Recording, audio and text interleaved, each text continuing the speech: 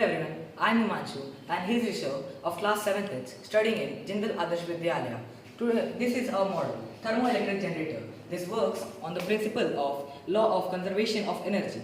Law of conservation of energy. As we know, in the law of conservation of energy, energy neither can be created nor be destroyed. So according to that principle only, we have made this model. So as we know that in the factories or industries, the lot of heat is released, which we are going to harvest and we are going to convert into the electrical energy. Like example, whenever burning of coal is there or the big machines release lot of heat, that heat we are going to convert into the electrical energy. So suppose whenever we are generating the heat, this heat will be absorbed by the solar panel. So the work of the solar panel is to absorb the light heat. As we know, in the industries, lot of light heat is also released. So that light heat we are going to convert into the electrical energy. When it is converted into the electrical energy, we are going to transfer into the capacitor bank. The work of this capacitor bank is to maintain the constant flow of energy. As we know, maybe sometime the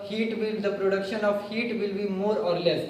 Due to that, the production of power will be also less or more. So in that situation, it may damage to our other circuits. So in that situation, we have used the capacitor bank, which will maintain a constant flow of energy.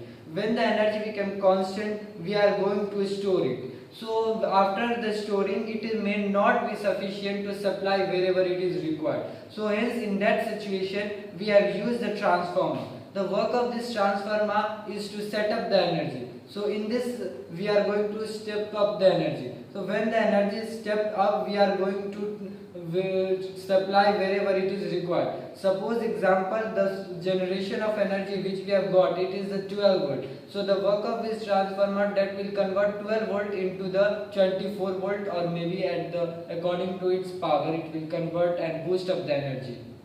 As we all know, the whole world is facing energy crisis. In our vision, this could be the best solution for it. Thank you.